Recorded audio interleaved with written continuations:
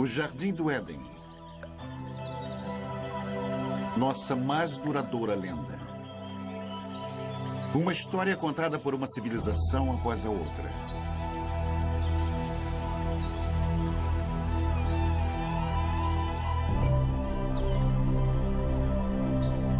Uma história de sedução.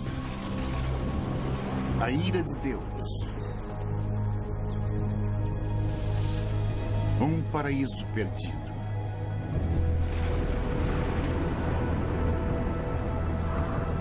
Mas será somente uma fábula? Existem provas de que as grandes histórias da Bíblia tenham sido verdade? De fato, existiu um lugar como o Éden?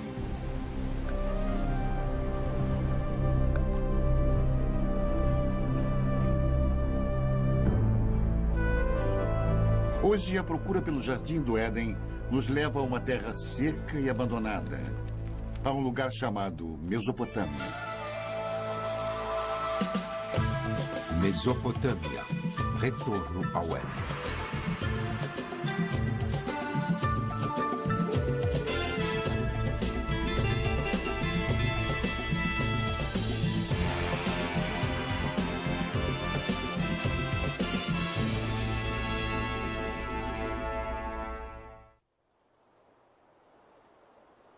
Esta é a terra onde as primeiras sementes de civilização humana foram plantadas. E foi aqui que 3 das maiores civilizações do mundo antigo surgiram: Babilônia, Assíria e Suméria.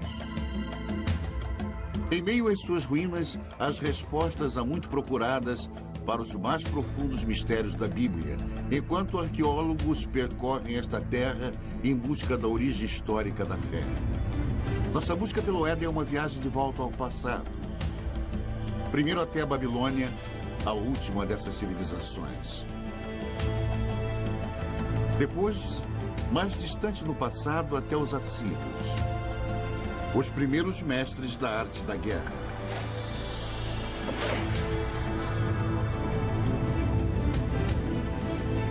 E, finalmente, um momento no passado tão longínquo que somente o Éden poderia ter precedido.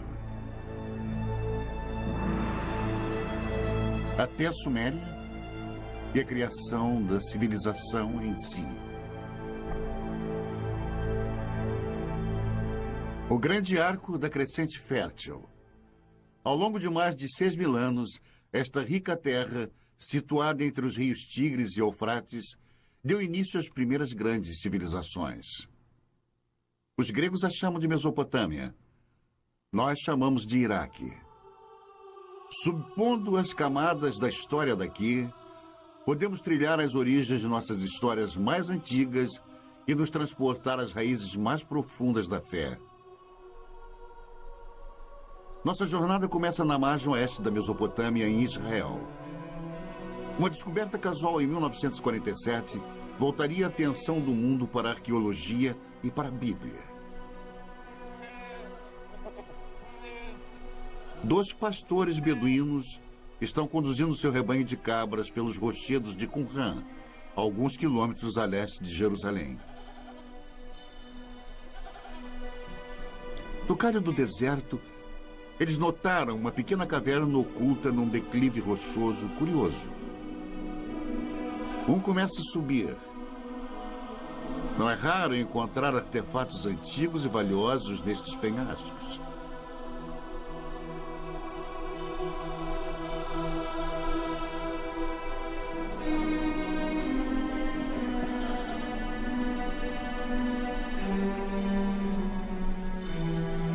Dentro da caverna, o pastor descobre destroços de antigos potes, fragmentos de pergaminhos de couro e algumas folhas de papiro, tudo intocado desde o tempo de Jesus. Estas escrituras de uma seita judaica monástica chamada Essênios viriam a ser conhecidas em todo o mundo como os manuscritos do Mar Morto. Nas cavernas ao redor, centenas de papiros antigos seriam eventualmente descobertos. Uma delas provou ser a primeira versão do Antigo Testamento, incluindo os 5 primeiros livros fundamentais conhecidos pelos judeus como Torá. Os manuscritos do Mar Morto imediatamente se tornaram foco de um tremendo alvoroço internacional, enquanto eruditos e teólogos disputavam a posse e os significados deles. E a sensação foi importante. Isto foi descrito como um dos achados arqueológicos mais importantes.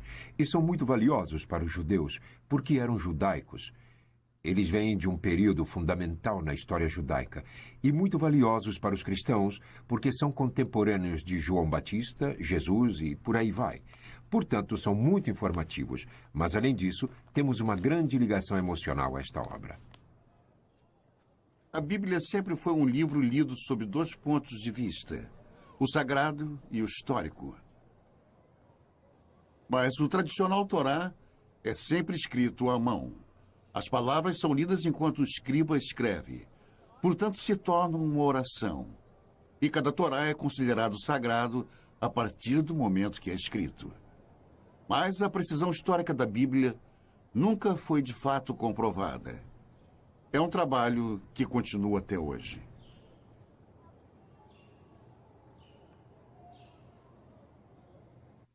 Alguns dos livros da Bíblia são excelentes livros de história. Aliás, os primeiros livros históricos que existem, e muito preciosos, pois temos comparado com outras fontes, e eles mostraram ser muito preciosos. Por isso são tão importantes.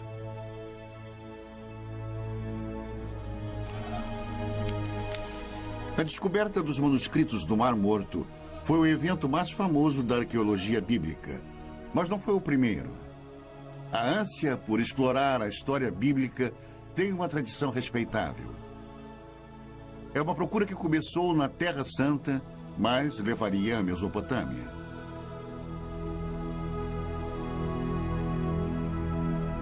Ao longo da história, viajantes místicos e fiéis têm sido trazidos aos locais onde as grandes histórias da Bíblia ocorreram.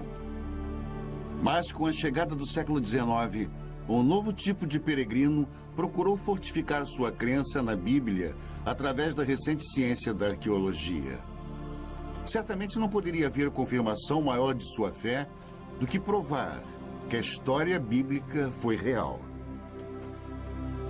O primeiro propósito dos arqueólogos bíblicos foi localizar lugares mencionados nas narrativas bíblicas e ver se alguma ilustração daqueles contos poderia ser encontrada. Para usar a cerâmica antiga, as antigas muralhas da cidade, as antigas armas como ilustrações de histórias bíblicas que todos eles haviam aprendido na infância.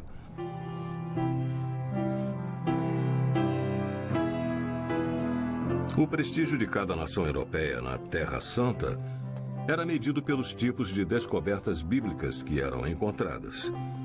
E uma das mais intensas batalhas diplomáticas e políticas que ocorreu na história da arqueologia bíblica foi a descoberta da famosa pedra moabita. Em 1868, na terra de Moab, beduínos da tribo Boni Ramada tropeçaram numa misteriosa tabuleta de pedra enterrada no deserto. Os nativos não eram alheios às antiguidades da área, nem ao seu valor para os europeus. O primeiro ocidental a saber sobre a curiosa pedra negra foi o reverendo Frederick Augustus Klein. Ele imediatamente partiu para a terra deserta, cheia de bandidos, acompanhado somente por alguns guias beduínos. Klein era um missionário, não um arqueólogo. Logo que olhou para o peculiar entalhe de basalto, ele sentiu uma súbita animação, suspeitando que a tabuleta negra pudesse confirmar suas crenças mais profundas. Ele examinou a pedra e fez um molde simples da inscrição. Era numa língua que Klein desconhecia. De volta a Jerusalém, ele procurou ajuda para decifrar a pedra. Quando a notícia do achado começou a se espalhar, as ruas e bazares fervilhavam com os rumores de uma nova descoberta. A inscrição na pedra provou ser o relato do rei Moabe sobre uma batalha também descrita na Bíblia. Pela primeira vez, ali estava uma confirmação escrita, gravada na pedra, de uma história da Bíblia. Duas fontes de um mesmo evento. Para os fiéis, aquela era a prova que estavam procurando. Uma evidência concreta da precisão histórica da Bíblia. Muitos quiseram comparar a pedra, mas os beduínos tinham motivos para desconfiar. No passado haviam sido trapaceados, até mesmo roubados, por caçadores europeus de tesouro. Supondo que algo tão estimado pelos europeus devesse conter ouro, eles jogaram a pedra no fogo na esperança de quebrá-la.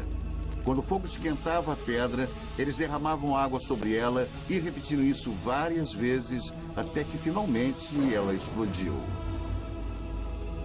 Eles não encontraram ouro algum, e a pedra estava destruída.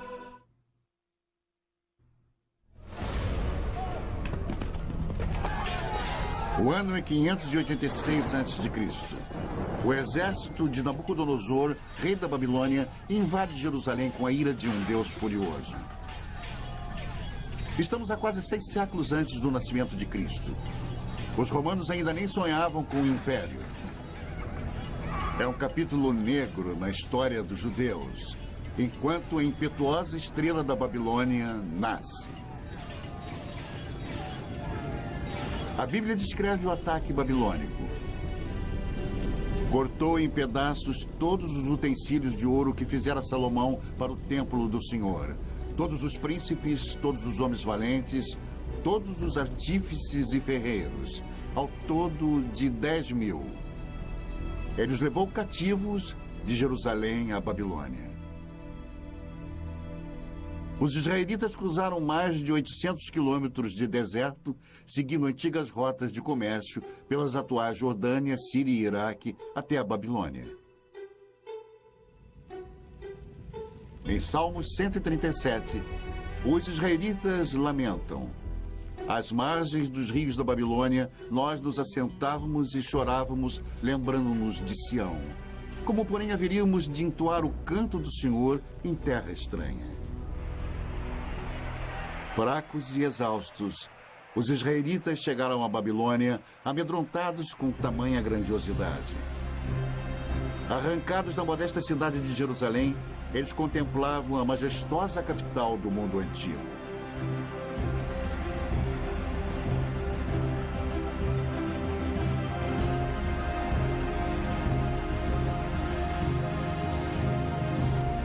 Mas, de alguma forma, os israelitas conseguiram mais do que entoar o canto do Senhor nesta terra antiga.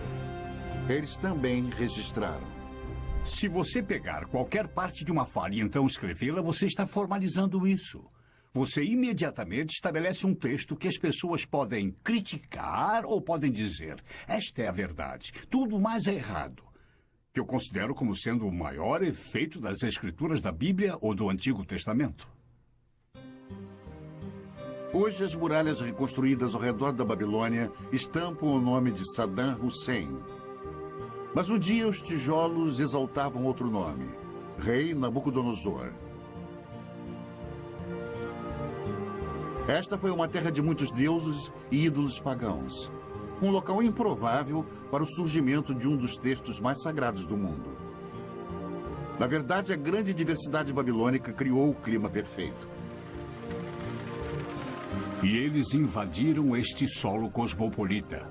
Até os mais educados e os mais cultos estavam sendo bombardeados com contato direto com outras pessoas, e digo pessoas diferentes. Os israelitas se viram numa violenta mistura de raças e línguas em conflito com deuses e demônios. Que cidade é esta? O Apocalipse perguntaria. Vestida de púrpura e de escarlate, adornada de ouro, de pedras preciosas e de pérolas. A morada dos demônios, covil de toda espécie de espírito imundo. Babilônia, a grande mãe das meretrizes e das abominações da terra. Mas em meio a todas as abominações, talvez até mesmo por causa delas, foi onde a Bíblia se tornou um livro pela primeira vez. Ameaçados por uma nova cultura esmagadora, escribas hebreus se empenharam em preservar e solidificar a identidade judaica. Durante 3 gerações de escravidão, os escribas uniram à tradição oral de Israel novas escrituras e textos sagrados em um único manuscrito. Nascia a Bíblia. Felizmente para eles, os babilônios eram bem liberais. Eles os permitiram manter sua própria cultura, sua própria religião, estudar seus próprios livros. Foi isso que preservou a Bíblia até os dias de hoje. Mas como os livros da Bíblia surgiram nos longos anos de exílio, a cultura babilônica teria influenciado profundamente o trabalho dos escribas israelitas. Eles eram pessoas muito cultas, eu suponho. Muitas das que foram exiladas. E escribas conversavam com escribas. Tenho certeza que foi assim que muita informação foi transmitida. E a troca de ideias e conhecimento deve ter sido, eu diria, devastadora, deve ter sido extraordinária. A Bíblia eventualmente refletiria as histórias e tradições dos babilônios e até mesmo das primeiras civilizações mesopotâmicas. Os israelitas não podiam ignorar a cultura próspera e os grandes monumentos babilônicos. Seus templos estavam entre as maiores construções do mundo antigo. Construções públicas enormes. Uma via processional, o palácio de Nabucodonosor, com seus legendários jardins suspensos, palmeiras, o rio. Se você tivesse cruzado o portão de Ishtar, teria sentido o odor da brisa. E era intencional. Você estava na presença de algo poderoso. Mas por todos os lados estava a cidade, as pessoas, os plebeus. Os desfiladeiros, travessas tortuosas, o tumulto de pequenas lojas, multidões de pessoas caminhando, pequenos bairros, amontoados, cheios de vida.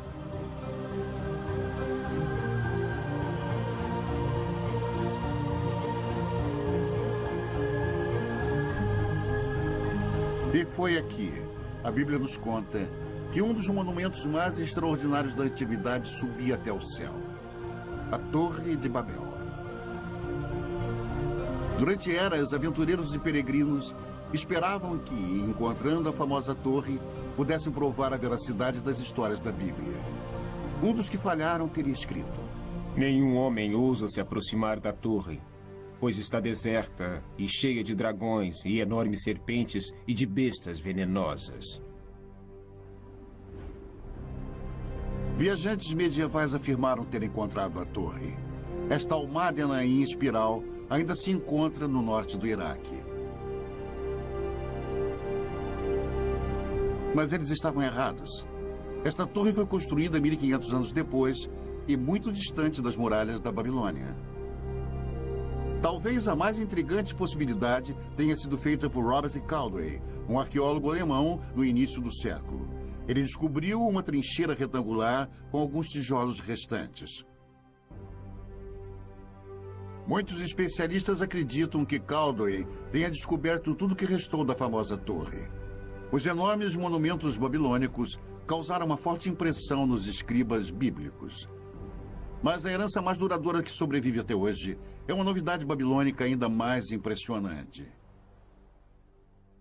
o Código de Lei. A Babilônia foi a primeira civilização na Terra a ter um código de lei escrito. A pedra, originalmente esculpida, é uma importante relíquia perdida por centenas de anos. Ela apareceria no final do século XIX.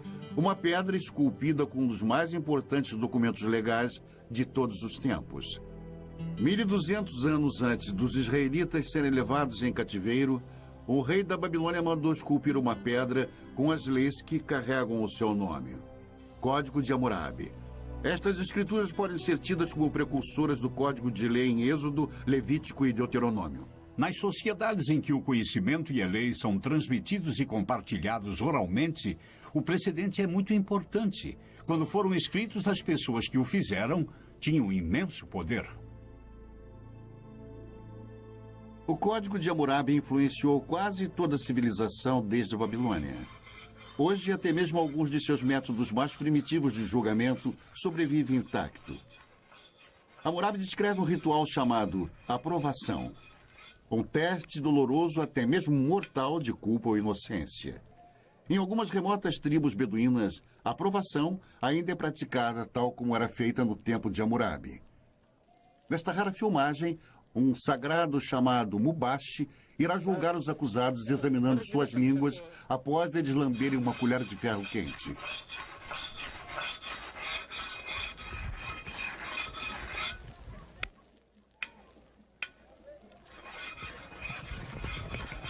Estes homens foram acusados de roubo. Eles devem se submeter à aprovação ou serem considerados culpados por omissão. Os membros da família assistem ansiosos enquanto os jovens rapazes se preparam para o ritual doloroso.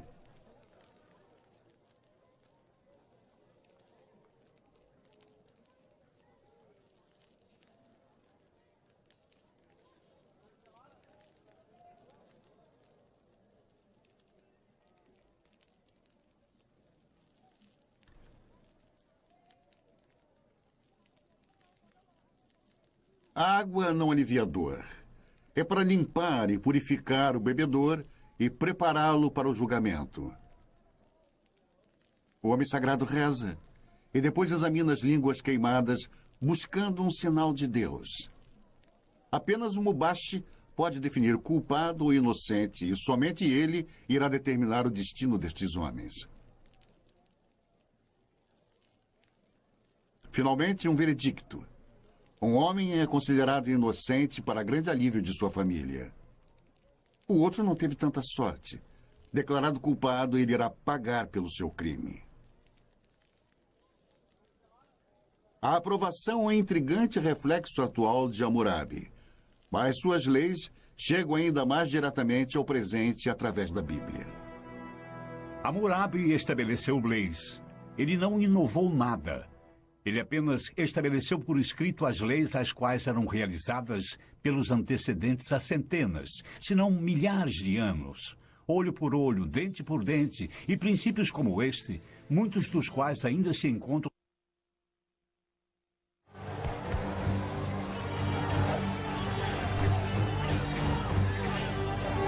O mais mortal de todos os exércitos mesopotâmicos a viver no Antigo Mundo foram os assírios. Na Bíblia, eles são os símbolos definitivos da tirania de sangue e opressão impiedosa.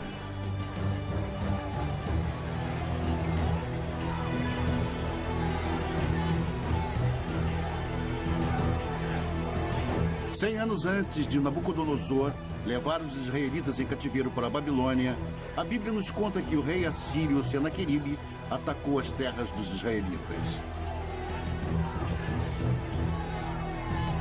No segundo livro dos reis, a Bíblia diz: já tens ouvido o que fizeram os reis da Síria a todas as terras, como as destruíram totalmente.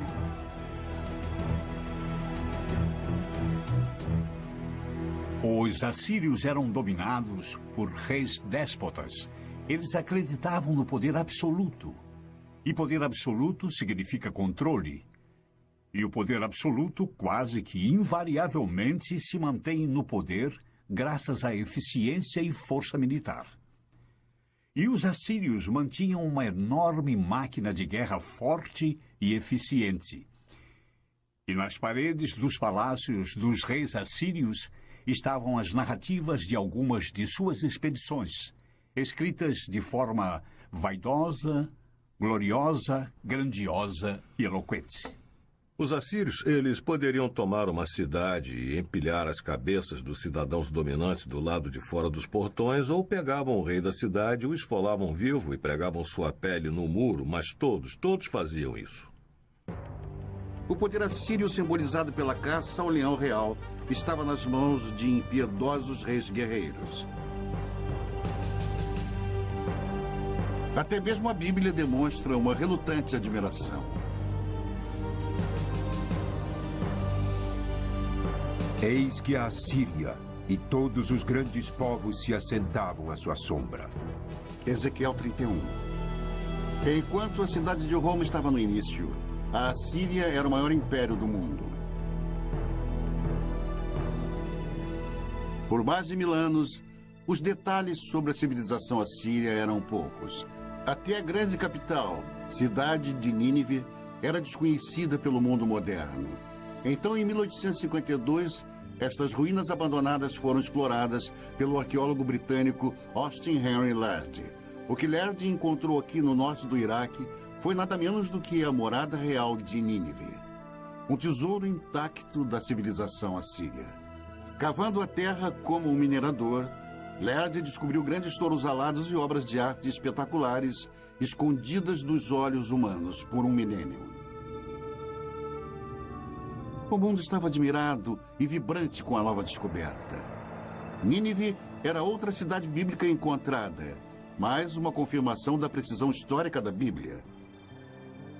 Porém, a mais fenomenal das descobertas de Lerdy foi a grande biblioteca de Nínive, uma extraordinária coleção de 22 mil tabuletas de barro gravadas com a escrita cuneiforme dos assírios. A única comunicação direta que temos com as pessoas do mundo antigo, de fato, é o que eles deixaram em seus escritos. Podemos saber através disso o que eles comiam, como era a sua medicina, como era a vida em família, como era a sua política e como viam a religião. Os detalhes da vida diária dos assírios revelam uma sociedade patriarcal, um mundo onde plebeus e principalmente as mulheres tinham poucos direitos. Toda mulher assíria, quando ainda jovem, antes do casamento, ia ao templo de Estar, sentar nos degraus e ficava lá até que algum homem se aproximasse e deixasse cair uma pedra na barra do seu vestido. Então ela entrava com ele e tinha relações. Era assim. Mas neste mundo tirânico havia uma certa justiça. No casamento, até as mulheres tinham certos direitos. Uma mulher podia especificar em seu contrato de casamento que seu marido não poderia ter outras esposas. Ela podia especificar que ele poderia ter quantas prostitutas quisesse, mas não outras esposas.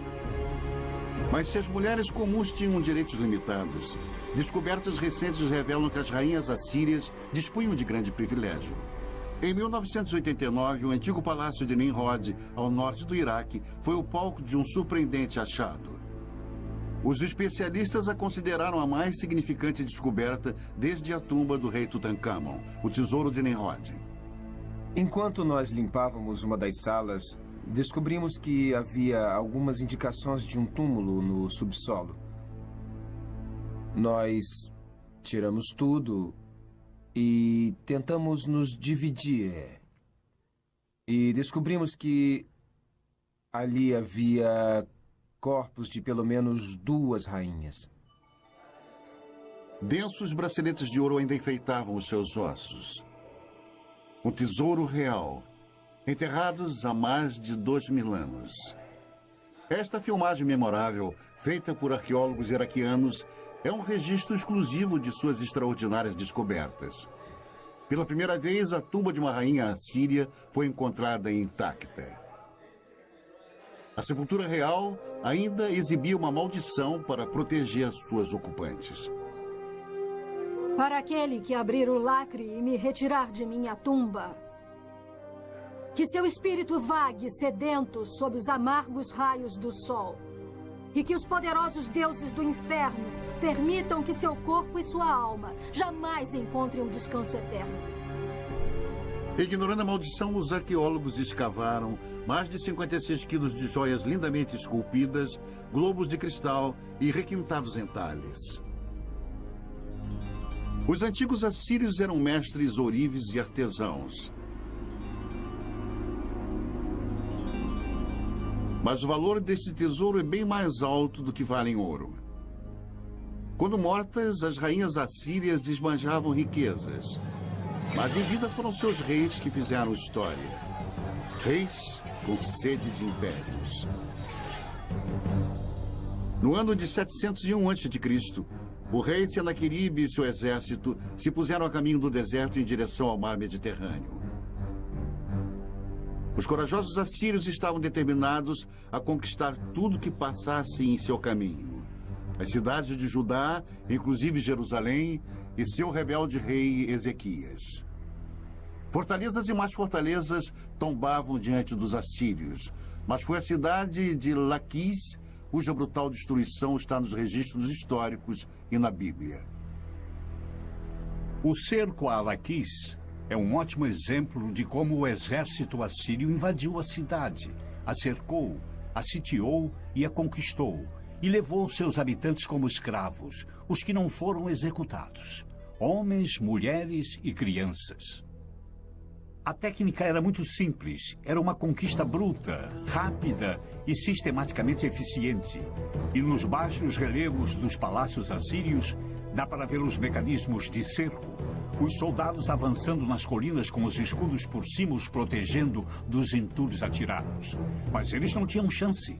Os outros eram soldados profissionais, eram uma máquina.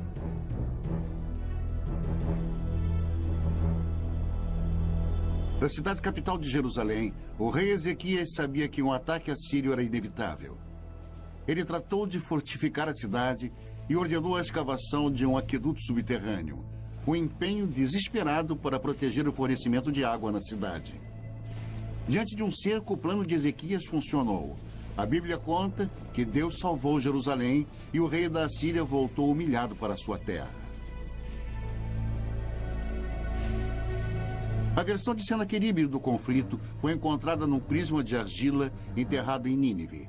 Ele se equipara com a história da Bíblia nos mínimos detalhes, mas seu ponto de vista é bruscamente diferente. Mas quanto a Ezequias, o judeu que não se curvou em submissão ao meu domínio, 46 de suas cidades fortemente muradas, eu ataquei e conquistei. O esplendor de minha autoridade o derrotou. As histórias são contadas de ângulos diferentes, mas estão de acordo. Se você tiver que contar sobre o que aconteceu hoje, e se tiver que contar, contaremos histórias diferentes. Temos a história de Senaqueribe invadindo este país. Cada uma conta basicamente sobre o mesmo evento histórico, completamente sem contradições. Sem contradições, exceto uma. O resultado na versão de Senaqueribe, Ezequias está confinado em Jerusalém como um pássaro na gaiola. Mas, segundo a Bíblia, os exércitos assírios estão contidos nas muralhas de Jerusalém. Este talvez seja o primeiro exemplo de manipulação de informações.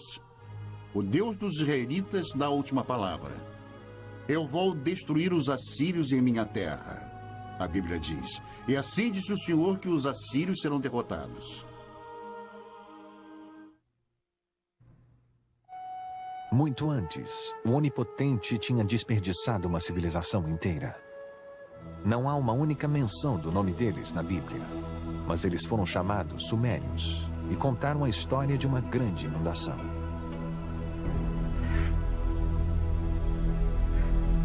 É uma das mais famosas histórias de toda a Bíblia, a saga da Arca de Noé.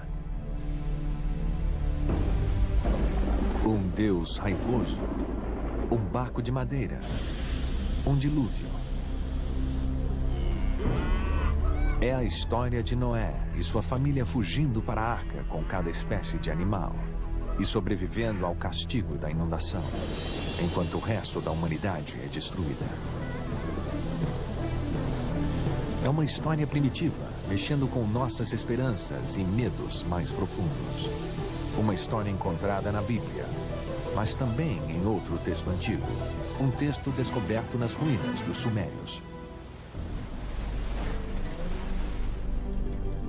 No começo deste século, um grupo de blocos mesopotâmicos foram traduzidos. Eles revelaram a primeira lenda conhecida de uma enchente cataclísmica. O primeiro épico escrito do mundo é a história do mítico rei Gilgamesh.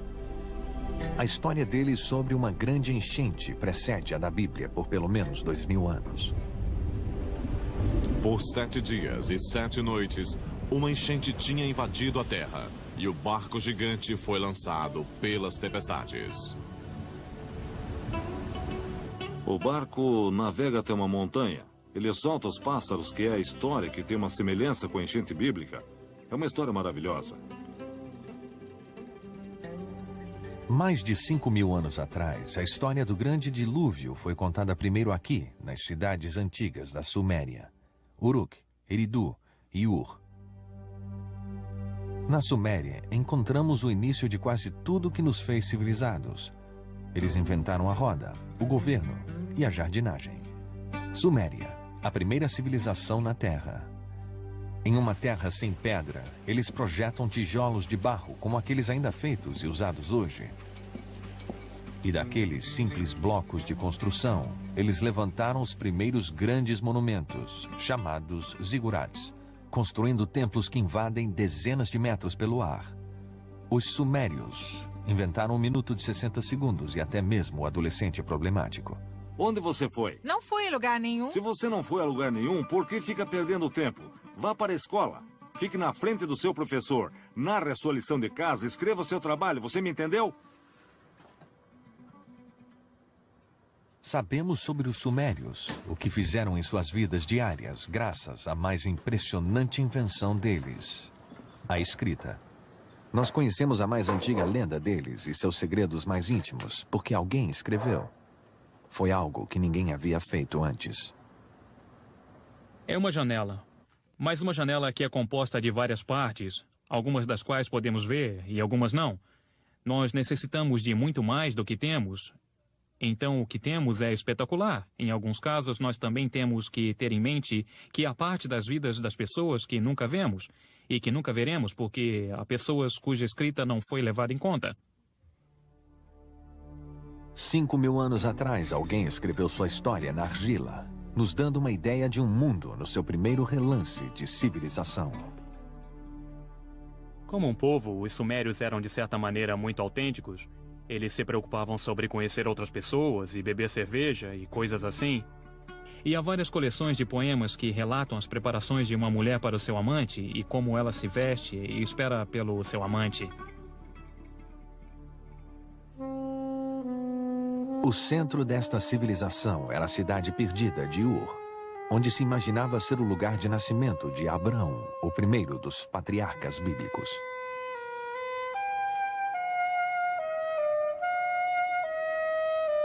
É o sumário de uma cidade bíblica em termos arqueológicos, porque era um lugar de uma das mais famosas escavações arqueológicas que já ocorreu entre os anos 1920 e 1930, por um notável arqueólogo britânico chamado Leonard Woolley.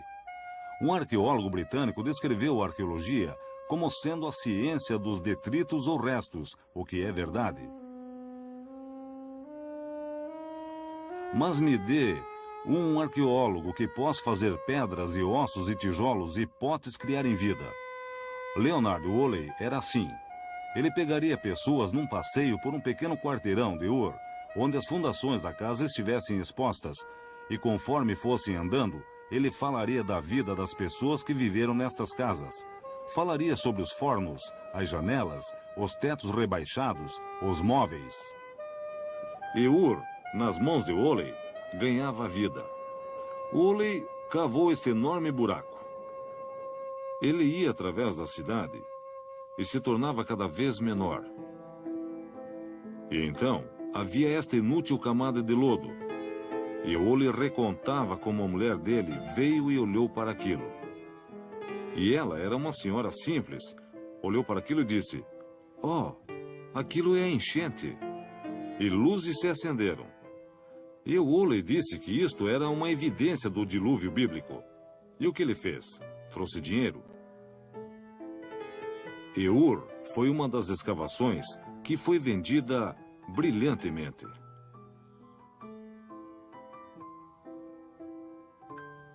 Especulações sobre o dilúvio bíblico causaram uma sensação. Mesmo sem uma prova concreta, foi como se a ciência e a Bíblia tivessem se unido no desolado deserto do sul do Iraque. Woolley iria finalmente desenterrar um tesouro indiscutível. Uma descoberta que trouxe visões extraordinárias para esta primeira das civilizações. As tumbas reais de Ur. Cavando na lama grossa, Woolley descobriu 74 esqueletos arrumados cuidadosamente, todos enterrados ao mesmo tempo. O sepultamento contou a chocante história de uma jornada final de um rei para o além e daqueles que o acompanharam. E a partir disto, ele desenvolveu uma notável história de um funeral real. E a história dele foi algo assim. Primeiro eles cavaram este grande buraco com uma lâmpada de um lado. No buraco, levantaram um sepulcro com pedra na qual o corpo do personagem real foi colocado.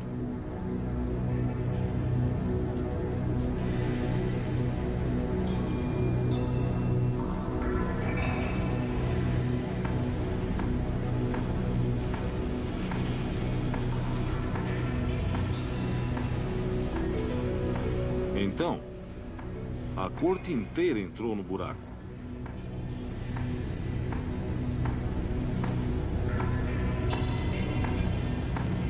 Todos se alinharam e ficaram lá com pequenos potes de argila em suas mãos. E então, no sinal, todos beberam veneno.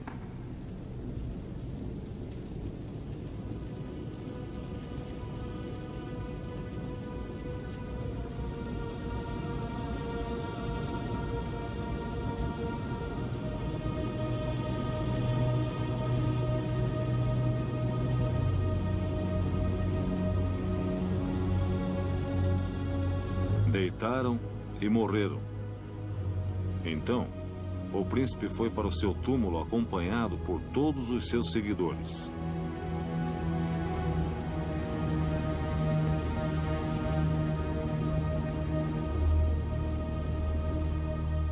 Isto se tornou uma das grandes descobertas, um dos maiores funerais contados na arqueologia da história antiga. A descoberta dos túmulos em Ur foi um triunfo para a arqueologia, revelando os segredos antigos da primeira civilização.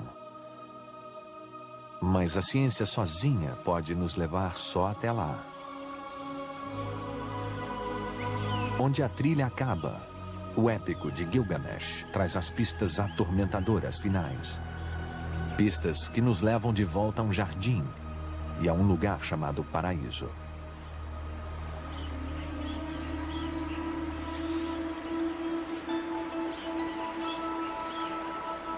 Ah, o Jardim de Éden. No começo, Deus criou o mundo. É uma história familiar. Você tem esse tipo de mito da criação em quase toda a sociedade na Terra. E um desejo constrangedor do povo de um mundo melhor. Jardins de Éden. Paraísos são os desejos de um povo de uma vida menos complicada ou mais fácil, ou uma recompensa por ter trabalhado tão duro.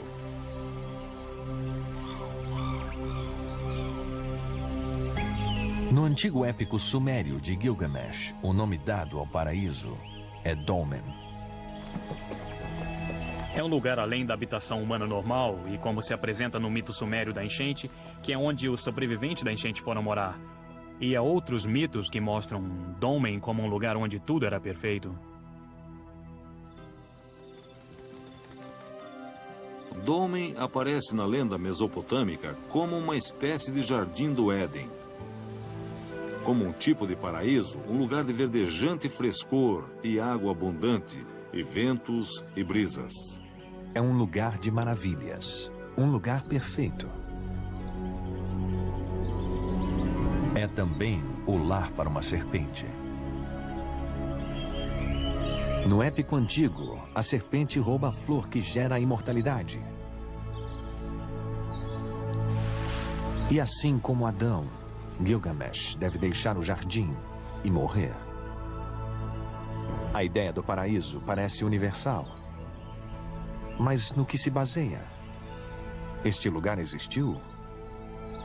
A resposta indica um lugar encantado e real. 640 quilômetros ao sul da antiga cidade sumeriana de Ur, fica a ilha de Bahrein. Um mercado essencial nas rotas do comércio através dos desertos áridos e mares salgados da Mesopotâmia.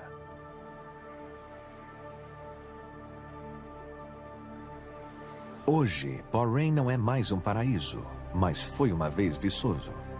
Uma vez esta ilha teve água abundante e também abundante vida. Uma vez, há muito tempo, isto era Dolmen. Mas era o paraíso?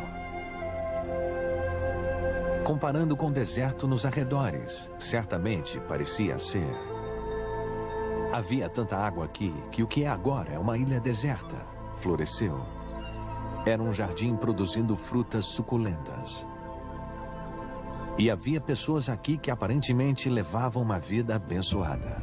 Mais de 85 mil túmulos encontram-se nesta paisagem, provavelmente mais do que em qualquer outro lugar do mundo antigo. Os ossos antigos nos contam que esses povos eram mais altos e mais saudáveis, e eles viviam mais que as outras pessoas da região.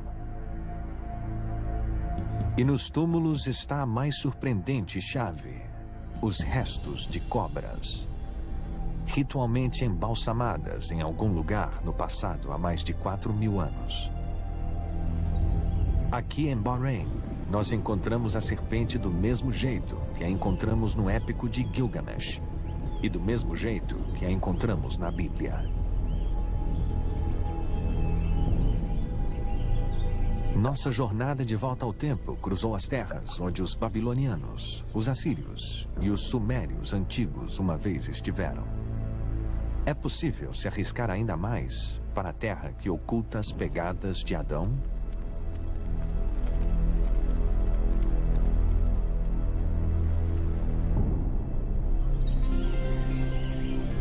Aqui, fé e razão devem caminhar juntas. Nós agora sabemos que houve uma ilha paradisíaca na Mesopotâmia. É nossa escolha acreditar que era o paraíso.